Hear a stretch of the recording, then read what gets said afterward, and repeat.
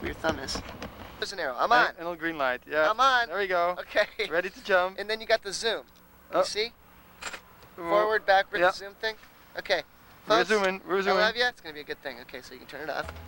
Okay. Ed, you're going second, right? The biggest nerds in the world. Okay, I leave Malibu to my brother, all the Jesus shit to Eileen, and everything else goes to John. Well, that's Will and Testament right here. Al, you get everything, baby. Right on. Everything. Igor, I want Eddie's machines. And Igor can have a couple machines, but you gotta pick them. And Freddy, but you're gonna be dead. You guys are not Right, you can't leave shit to each other. Guy. Amy gets everything except the tattoo shit, which I'm giving to Mad Jack. All right. And Igor? I'm taking it all with me. He doesn't have anything. Bad omen. Just don't get nervous. I know you're gonna jump 9,000 feet. Just don't get nervous.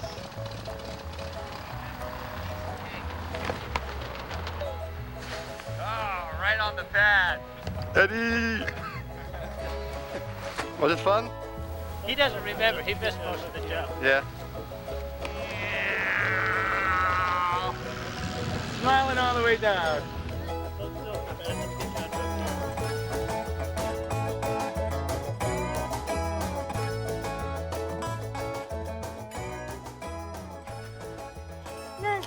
Yeah. Go nuts. You can pull all my videos off the shelf. Here's some water. I need some for work. Here. Now he's gonna want this. Go ahead. It's cheap. Now this is a cool photo. This is doing the last tattoo at Realistic. That's Howie the Cosmic Commander. This would probably be about June or May of '91. And you'll recognize those screens in the tattoo time. Realistic Studio was opened up in '74. I had the honor of working there in '90 and '91. And what it was Ed went over to Japan after hanging out with Jerry in Hawaii and stuff. And when he came back, he wanted to open up basically the United States' first, like, appointment-only, non-walk-in tattoo shop. You know, like there was no sign, you couldn't see it from the street. You know, that's where like Bob Roberts worked, you know, Greg Irons worked there, Philip sat in there, Leo Zulueta worked there. What happened is Realistic, the lease was coming up, and Eddie wanted to move to San Francisco, and we wanted to work together, but we didn't want to work in that like backroom format. We wanted it like a walk-in tattoo shop. We basically were going to open up a shop, and we were going to hire Igor Mortis and Dan Higgs, and that's where the whole Temple Dude tattoo came from, because we were going to work a convention, I think, in New Orleans together, but we weren't going to really be able to talk about the shop yet. But we felt, out of respect, we should go to Ed first and ask Ed if he wanted to own the shop. And we were driving across the Bay Bridge. You know, he actually brought it up. So what are you going to do? Freddie, the lease is coming up. You know, I've been wanting to talk to you about that, Ed. We got this idea. He drove from the bridge to Columbus and was like, this is where I wanted to open up when I first got back. And the next morning, he had the place rented. That's how he operates. He just gets shit done, you know. So we opened up Tattoo City in July 1st of '91, and I worked there till about '96. If I were to be really truthful, it was really difficult working with Eddie Deutsch and Ed Hardy, because I had only been tattooing like a few years. And Eddie was like amazing from the gate, and Ed Hardy was the best tattooer in the world. There was like living in a fishbowl. You know, we opened up Tattoo City, and people were coming in and just expecting me to be able to, I want a back piece of this, and I want this, and I wasn't ready to do big tattoos like that yet. I mean, there were some that I could do. I could do a big Jesus head back piece, or a big Rock of Ages maybe, because they were simple enough, but I couldn't do wind bars or Japanese water back then and stuff like that. I still had to learn how to do all that stuff. I did feel a lot of pressure, to be honest, to like be able to kind of do anything, because I worked for Ed Hardy at Tattoo City. I think a big dynamic of one of the reasons that I got into drugs even was because there was so much pressure I never got into heroin and stuff because I had, I had a career going. Like I worked Fred Hardy, you know what I mean? Like I didn't take this shit lightly. I'd start like, popping Valiums at the end of the day. And, I'll say it kind of helped for a while because it's just like, you're working all day and, you're tattooing somebody, that's a pretty serious thing. You know what I mean? It's not like a haircut. It doesn't grow back. And I remember the first time this was before cable, I used to love David Letterman, And I'd watch David Letterman and I remember smoking a joint and taking a couple of Valiums and then feeling that feeling of like that kind of like calmness and serenity, and like, oh wow, like this feels really good, And I got into like, when I started getting my ribs tattooed, I started taking like some Dilaudids and some morphine pills, and my brother, unfortunately at the time, was getting into heroin and using heroin, and there was nobody shooting up, there was no junkies hanging around. It was like, let's just buy a little bit and smoke it on some foil, and it seemed at the time not innocent, but not harmful. It didn't seem as harmful as it really was. And ironically, Ed had given me a month off because I was doing like so good. You know what I mean? We had like closed Realistic and opened up Tattoo City, and I was working my ass off, and he said, Freddie, you've been doing so good, you should take a month off, dude. And that was the month I got strung out because I just, laid around my house and like, covered the windows and slept for, would just go into my room, not come out. And I would, try the 90 meetings in 90 days thing. It's just not me. And then I would go through periods of like, just giving up even trying. You know what I mean? Like I had gone to Amsterdam and, I was living in the red light district and I was using a lot. And, some crazy shit went down. My brother got in a car accident. My brother was a paraplegic. I called Ed and let him know what was going on. And that's kind of when I got canned at Tattoo City and stuff. And I wanted to tell Ed that I was strung out because I really, really respected him. But Ed's business, so I always knew that Ed would be like, well, Freddie, I love you and I appreciate you telling me, but you got to go. And I was fine with that. But I wanted to kind of go to him, it sounds silly in retrospect, but I wanted to kind of like get clean and then go to Ed and say, here's what's been going on. But, in the midst of my grandioso plan of trying to do this and figure out all this crazy shit, because it's like you're getting caught up in a shitstorm, he basically canned me. And then, from what my mom tells me and Eddie and stuff, that he was really concerned at first and was like, what are we going to do? We got to get him into rehab. But by the time I was walking through the gate, he was yelling at me and screaming at me and all kinds of shit, So I think he just got kind of angry, Then it was like all eyes on me, around the world. What's Freddie gonna do? Kind of shit, And it's just really good gossip. Yeah. I mean, that's pretty much it. You know what I mean? It's like, I think, well, there's a couple dynamics. There's it's great gossip. There's the hater aspect, and then there's the concerned friend aspect of it too. There were people that really loved me that were concerned about me. There was a lot of people that were like stoked, and I don't mean like stoked to see me go down, but like, I had a 66 Chevelle, you know what I mean? I was like young, I was making money, I was working Fred Hardy. I was kind of rolling. I don't really know if I think that's the way people wanted to see it go for Freddie. Even though he might say that, I don't really think so. I think people love him and never really wanted to be like, yeah, fucking Freddie's fucked up or Freddie fucking blah, blah. I think that could be his own little thing going on with him, you know what I mean? I didn't know about the Tattoo City thing and why he got fired or the stuff with him and Ed or, drugs or whatever had been going on with him. Yeah, he was very open about it. He's a very open person and was very like, hey man, like, just want you to know, like, this is what's happened and you might get shit and people are always gonna be like, oh, Freddy Corbin, because he's messed up or whatever, but he's been through some bad shit.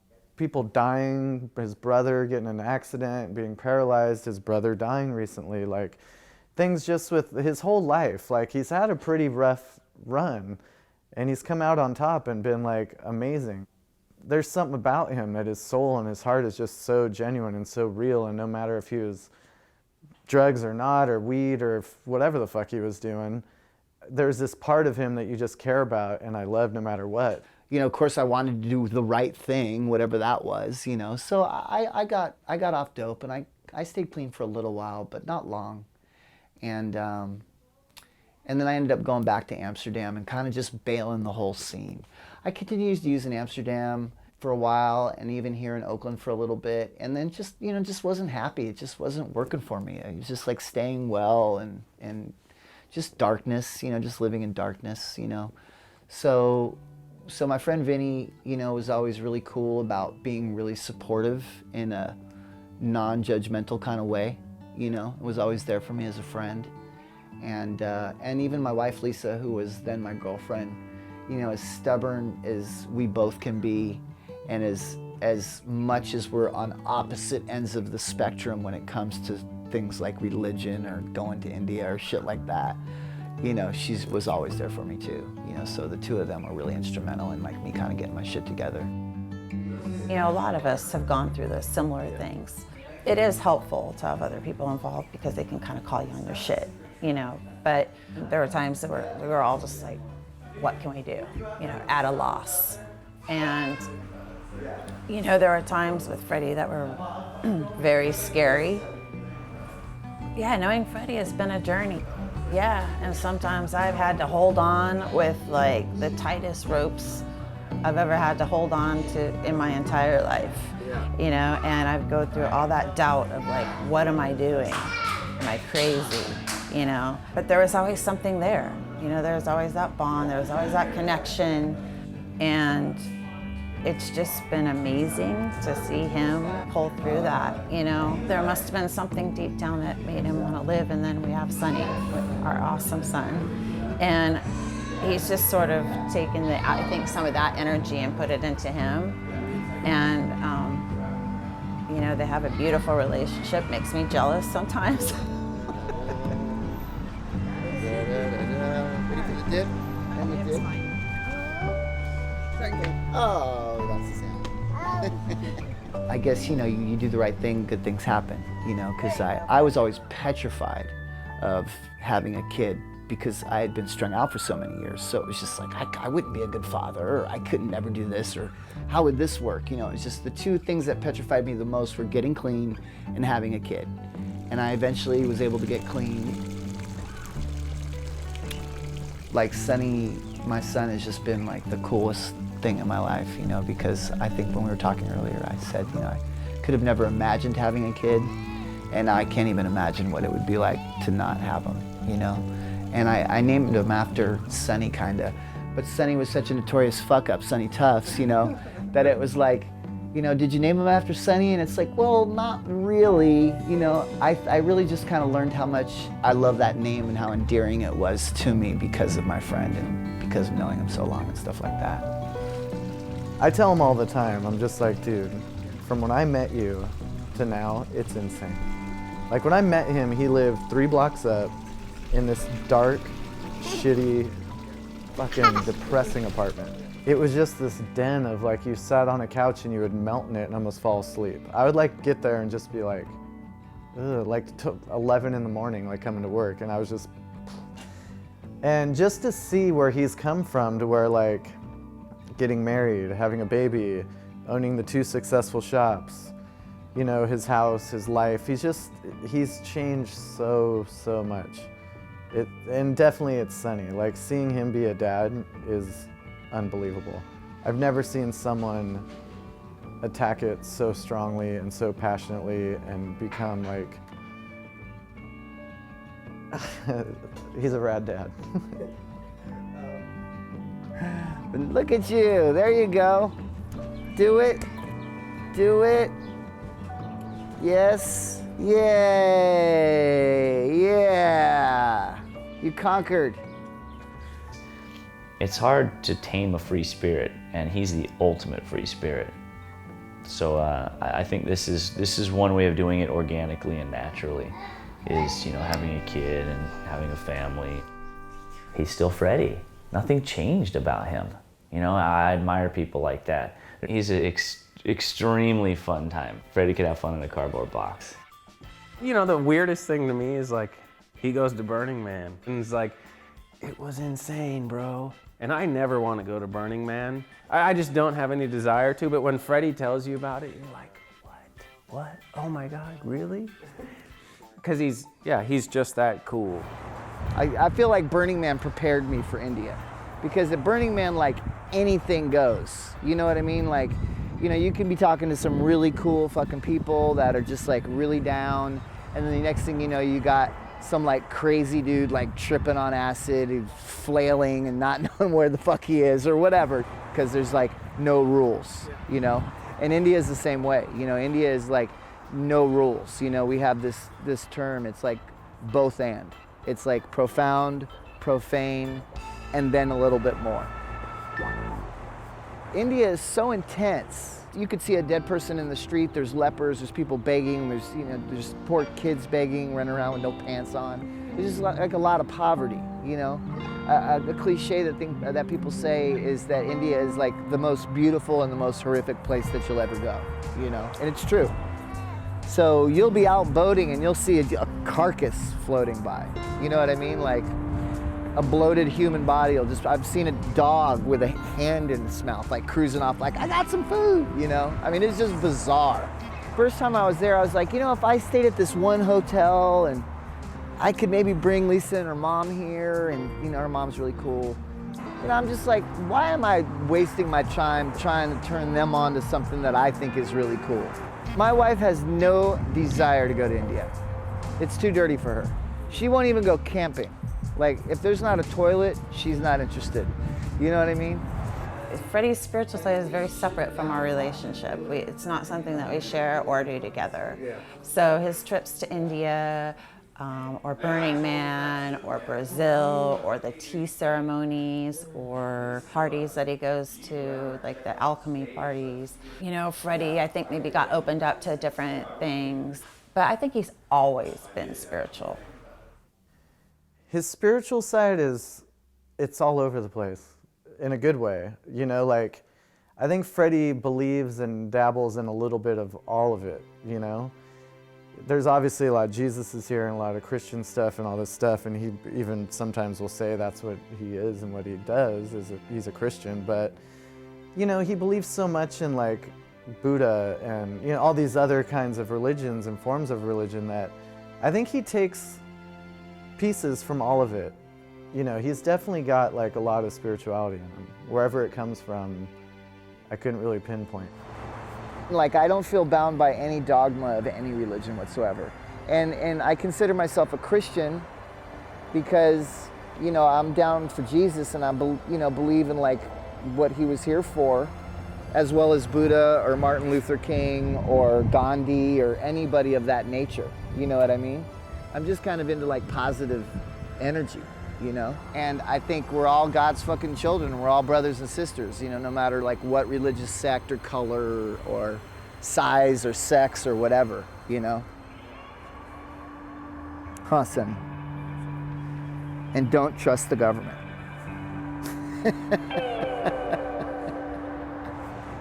You know, I think actually when Freddy's brother passed away, because of his involvement in his spirituality, it really helped him through it. Because I think that he was in a place where he was able to accept it and felt that it was like maybe like the universe had actually let things happen in a way that was best. You know, he handled it in a way I think that was the best. I don't know. He got through it, and I think he got through it because of what he believes in, and it didn't send him over the edge, you know, because a lot of those things, you know, Freddy lives on the edge. A lot of us have lived on the edge, and it's one of those things, death could be one of those things that might put you there. My brother was kind of a lone wolf, you know, I was one of his few friends. So I decided to do his funeral like on the Ganges, you know, just take his ashes to India and do it there, do his little funeral there. And they call it a puja, you know, so you do a puja for the dead and then you do a puja for the people that you love that are alive. And so the first day was like a lot of burning and certain incense and smoke and stuff, and then the ones for your living loved ones, a lot of flowers, water. The living day one, you know, I had to hold these pitcher of water over the Shiva Lingam, which is basically like a penis and vagina statue. It represents like fertility and the cycle of life. you know, I had to pour this huge pitcher of water over it. You know, they'd fill it up, and then I'd have to hold it, and then they'd fill it up again, and you know, by the third time I'm kind of like holding my arm. I came home and I said to Lisa, because she had been wanting to get pregnant for a while, I came home and I said to Lisa, I said, well, if you're ever gonna get pregnant, it's gonna happen now, babe, because I had to hold this penis water thing over these flowers, and I was just kind of joking about it. And she said, well, if I get pregnant, I'll turn Hindu, you know, like she literally said that. And right after we got married and got locked into this house, she turns up pregnant, you know, and, you know, I'm convinced that definitely helped. You know, I'm not saying that was the cause of it. Obviously, sperm had a lot to do with it, but I think stuff like that helps, you know, in my beliefs. Like that intention is a big part of anything that we do. I'm gonna peel it. All right, this is cool.